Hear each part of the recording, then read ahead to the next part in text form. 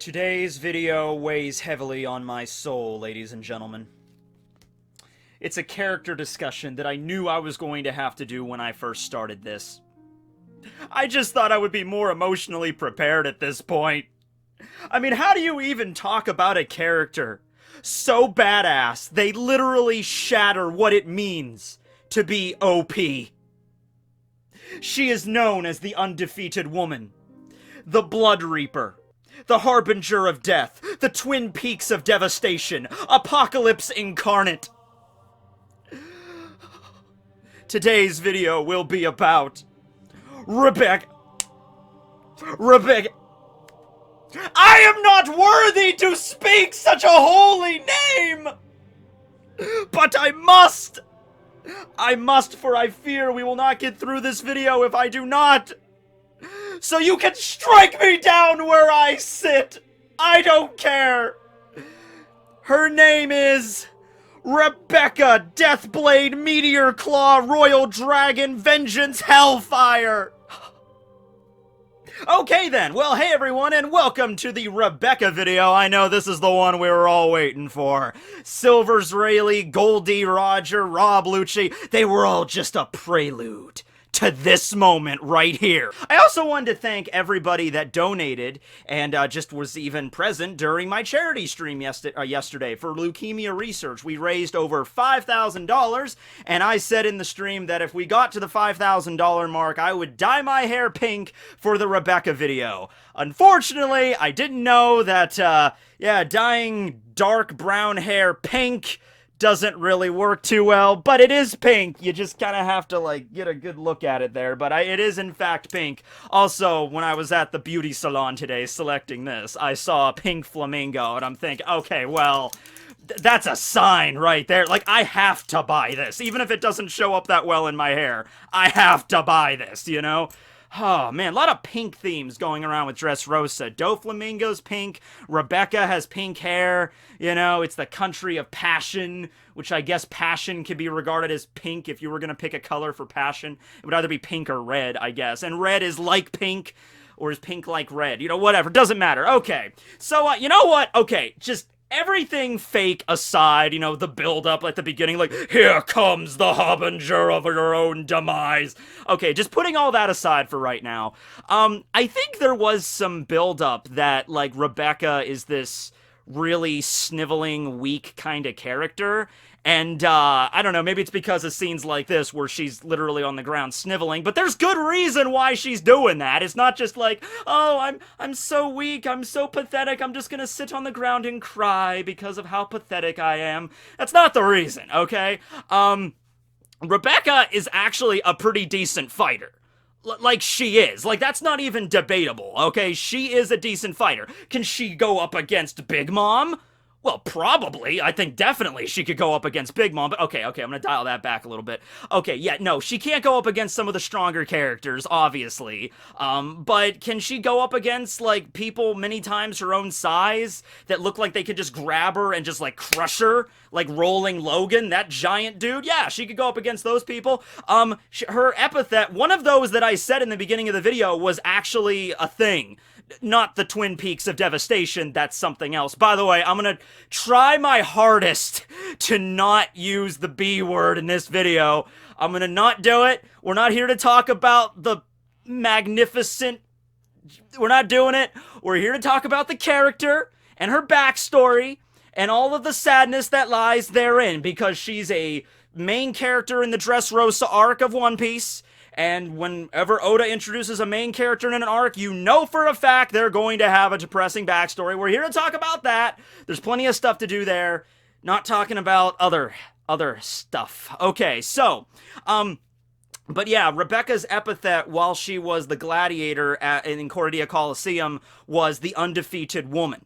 all right, because she was an undefeated woman. Now, of course, as you could probably see by looking at Rebecca, she's not exactly like, you know, a super buff kind of like, just bring it on with one swing of my mighty sword. I will send you all flying into the next island. You know, that's not how she fights, okay? Her style of fighting is the waterside, you know, blade style, I think it was called, like the backwater blade style or something of that nature, okay? So Cordia Coliseum is laid out like, you know, the tournament ring in the arena is right in the middle, and then there's a moat surrounding it that's filled with the fighting fish, and then there's the spectators, the bleachers, okay? It's like a coliseum, okay? What Rebecca usually does when she fights is she just kind of lingers off to the side, and people come up to her, especially people that don't know who she is. Like, the gladiators in the arena all know of each other. They all know because they've been there for years. They live there. They live in the coliseum underground. That's how they live their lives. It's not a very fabulous existence, okay? That's something else, by the way. Like, way back in, like, even in Roman, you know, culture, you might think that, like, oh, the gladiators of Rome, those were truly some of the most, you know, respected and, you know, noble people in the entire land. No, they weren't. They were, like, warriors. They would fight in the Colosseum, and they weren't really that revered in terms of, like, oh, that's a I mean, they might get a lot of notoriety, like, that gladiator is really strong, they won a lot of fights, but, yeah, they didn't have, like, an opulent existence. At least most of them didn't. So yeah, the gladiators all know about each other, so they know not to kind of like, they know how Rebecca fights, but to somebody that's just arriving there, like those that were there for the Marimarinomi for the tournament, they're like, oh, there's this scrawny little girl that's barely wearing anything, I'm just gonna get the jump on her, knock her out really quick, and I can move on to the real competitors. Okay, well that's where her blade style really comes into play here. So she's standing on the edge here, and somebody will go up to her, like some big buff dude with a giant battle axe or a warhammer or something. It's like, get over here! And then Rebecca, very fast, very agile, extremely agile. Like, I can't even, like, she was so fast when Luffy saw her move, his first instinct was, she's got to have observation haki in order to move that well around the arena. Now, we never got confirmation from that. There was also a scene where she was training with the Thunder Soldier, really at a young age, and the Thunder Soldier was kind of, he didn't say haki, but he was like implying like, there is a sleeping power in all of us, you got to draw it out, you know, something like that. Now, he could have just been talking about fighting spirit in general, like you have to get your fighting spirit so you can pick up a blade and defend your homeland, defend your friends, defend your family.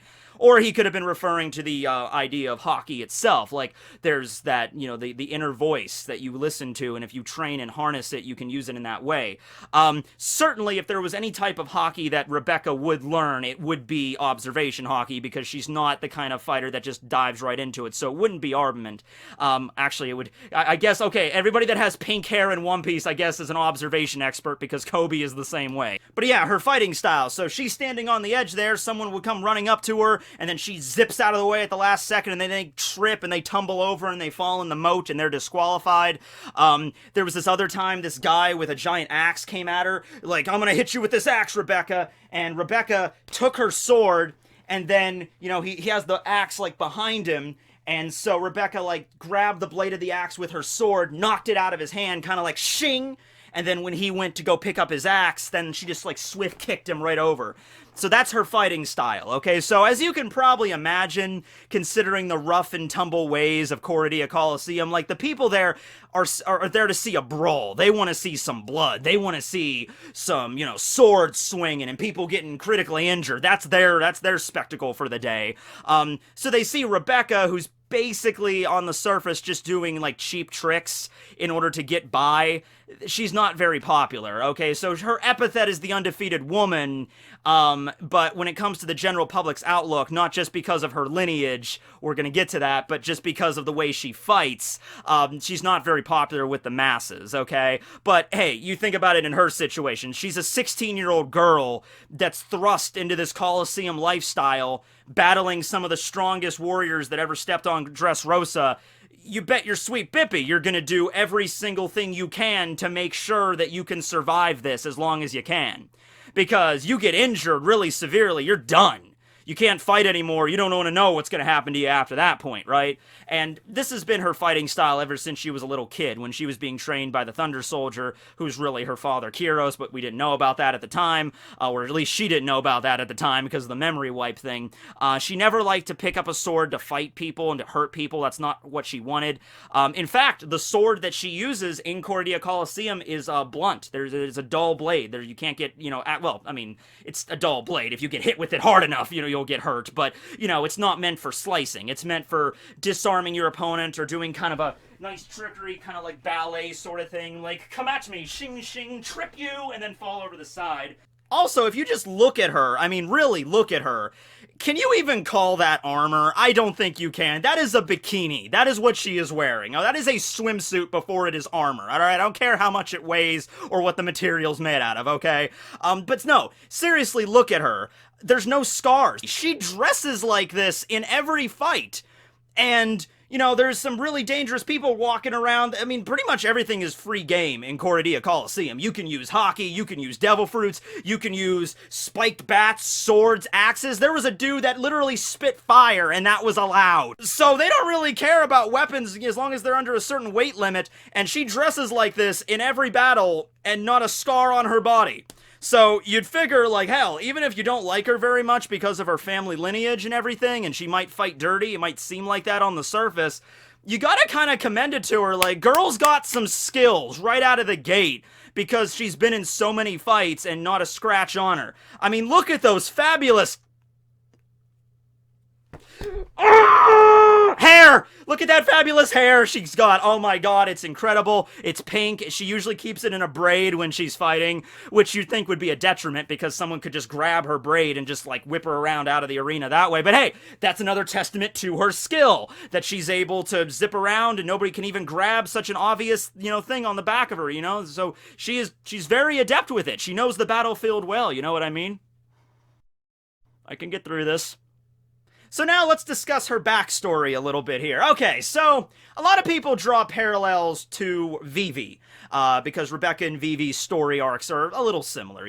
Crocodile ruled over all of Alabasta, manipulated the king for his own devices, whereas Vivi, who was the princess, was exiled and had to return to fight against, Crocodile, the cruel ruler, and had to turn the people against him because the people actually like Crocodile. Kind of a similar thing here. Doflamingo takes out King Riku Dole III. He sets himself up as the ruler of Dressrosa. Everyone loves him. They honor him as their savior. And Rebecca is kind of cast out and she has to live in hiding. And then, it's eventually, well, she doesn't like raise the same thing that Vivi did. Like Vivi was like, I'm gonna be the one to take this guy out. Rebecca does have a moment like that at the very end of the arc, but it wasn't something like she was really building to. It wasn't like, we're sitting there like, oh, there's gonna be this big confrontation between Rebecca and Doflamingo.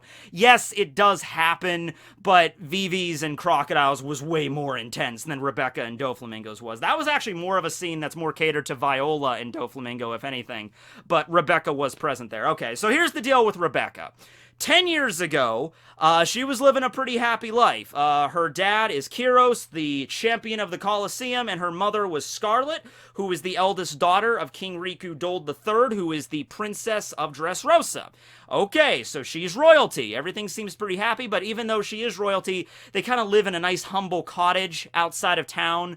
Kyros, because he's not royalty, it's a little bit weird for the princess to be married to him, so they kind of keep it on the down low for the most part, but they live a very happy existence. King Riku, he approves. It's not like, you are no proper husband for my daughter, but no, he actually is like, okay, yeah, you guys are a happy couple, fine.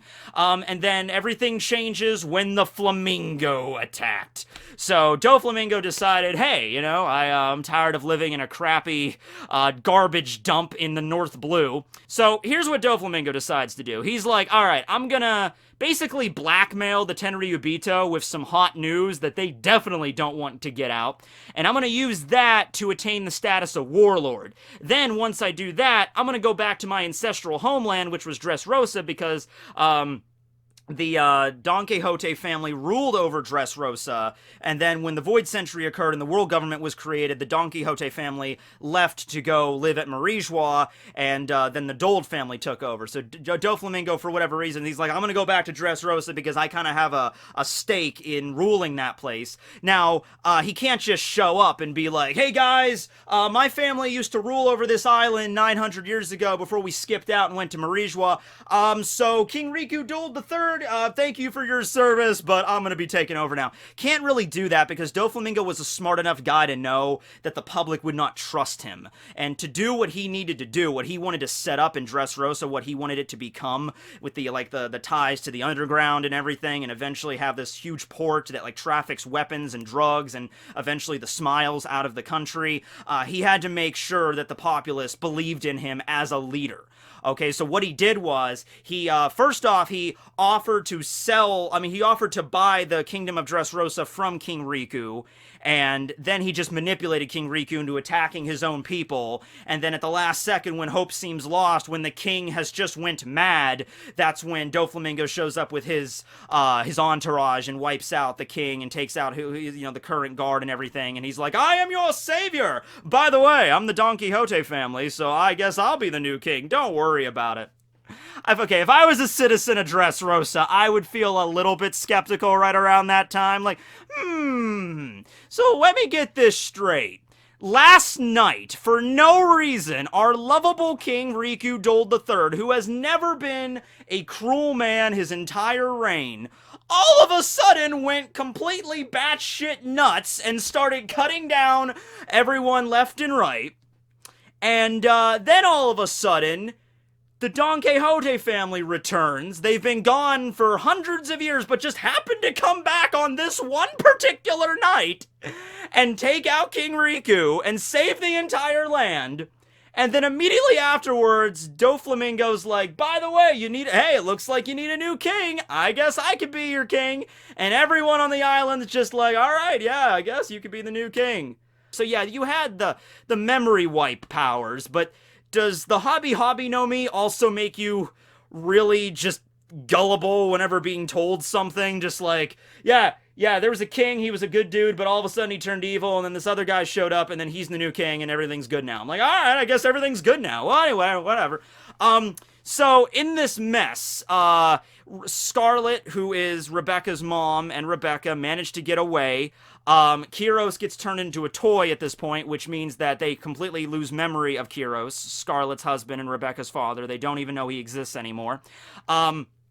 What happens next is that Scarlet needs to feed Rebecca because they're living in hiding in the country. So she goes into town to try to get some food. She gets found out. Some of Doflamingo's men attack her. The Thunder Soldier appears, who is Kiros, tries to save her, but he can't. And the Thunder Soldier comes back to Rebecca with her mother's corpse in his arms. Like, oh, by the way, I got you some food, but your mother couldn't make it. Like, oh my god, that's traumatic. Okay, just imagine that. Like, you're living in a nice little cottage. Everything is happy, and then one night everything changes, the palace gets burned down, granddad's probably dead, and now it's like, oh, we have to live in hiding.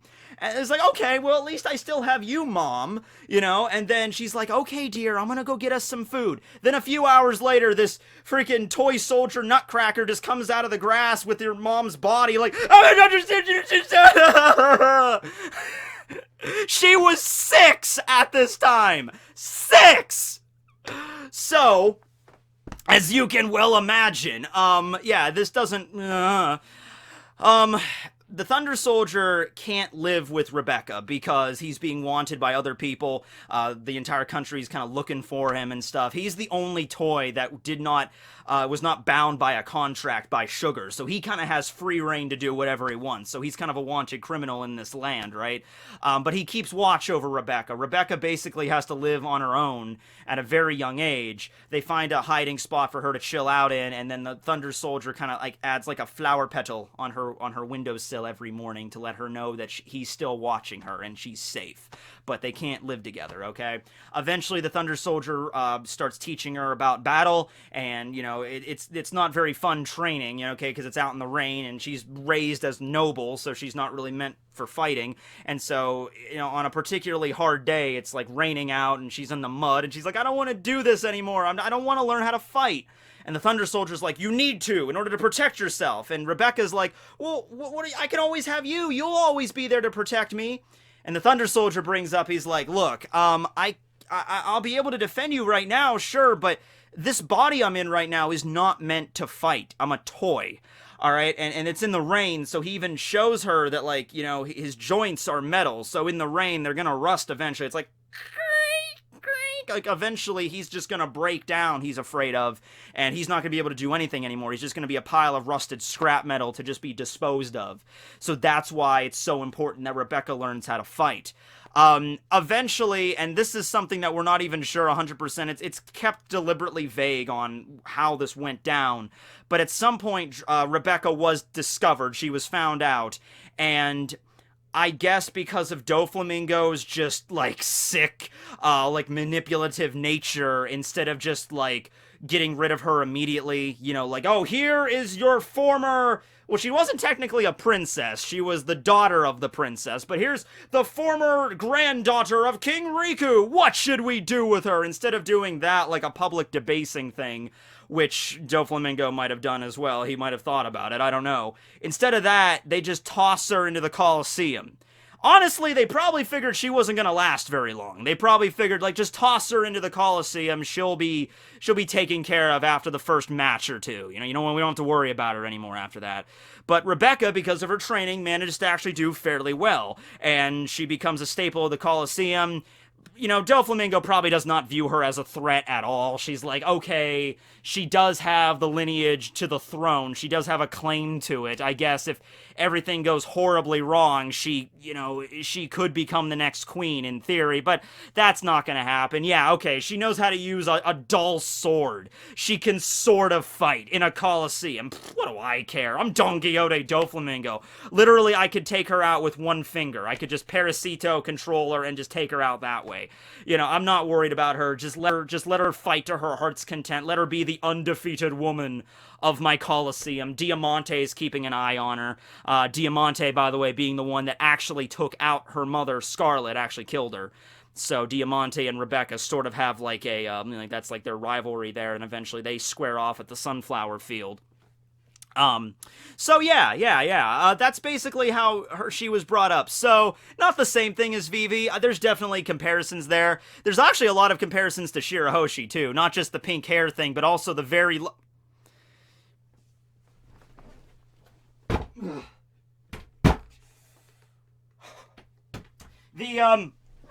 The fact that 10 years ago they both had a very traumatic experience, because 10 years ago everything went bad with Rebecca, Doflamingo taking power and everything. 10 years ago for Shira Hoshi, that's when she had to be locked in Hard Shell Tower because of Vanderdecken. Yeah, that's the similarities they have. Nothing else in common. Nothing else in common in the slightest. So another note about Becky's power level here. This is something that is sort of a contentious issue. I say contentious because this is one thing where the wiki says one thing, and when I actually go back and look at the chapter itself, I can kind of see it going another way. So, this is during DBlock. This is DBlock. I can tell you something about DBlock. It had a lion in it. Check out that lion. Orlumbus takes it out, but there was a lion in DBlock. Okay, anyway. So, during DBlock, you had some of these really powerful fighters. You had Surimon, who is the beheader. He clashes with Rebecca very briefly. I mean, look at this dude. Look at this giant Russian fighter. You know, and he's literally called the beheader. So, you know what he does for a living. You know, he's training all day. He has a bunch of mannequins all lined up, and he's like, shing, shing, shing, shing, shing. Oh, I got 7 at once. Awesome.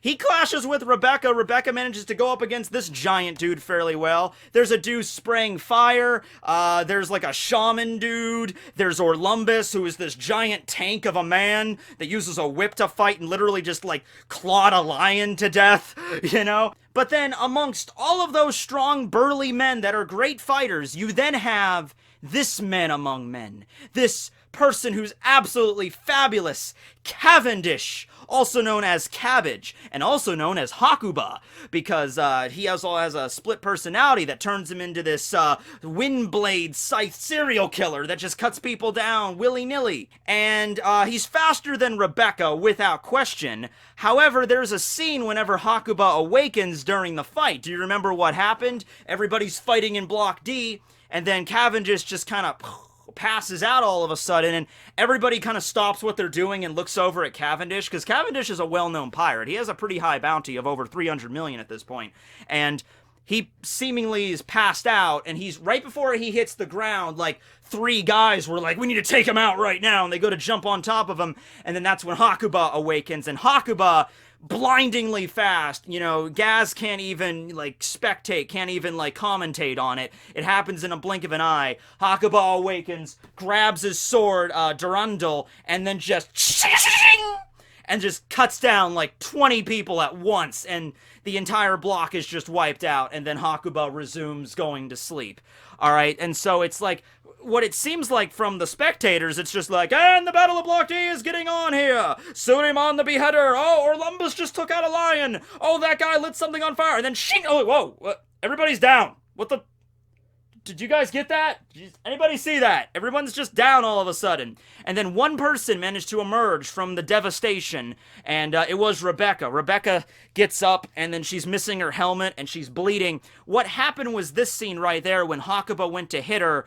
See, you can either view this as it just grazed her helmet and knocked off her helmet, and then that's how she was able to survive, or she, like, was agile enough to move out of the way quick enough for her to, like, avoid a fatal hit. So you could take that one way or the other. I mean, I guess Hakuba is not the kind of person that takes it easy even on women.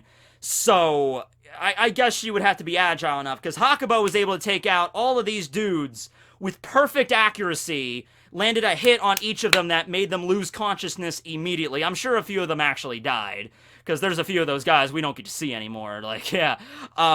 But in Rebecca's case, I think he was about to get her right in the center of the head, and then she was quick enough, or maybe I guess in this situation, she would have to have observation in order to perceive this hit coming, and she was able to move just enough to just conk her helmet, and that's what fell off, and it cracked her helm, and then she was bleeding a little bit, but she was able to stand up, and that's how Rebecca won Block D.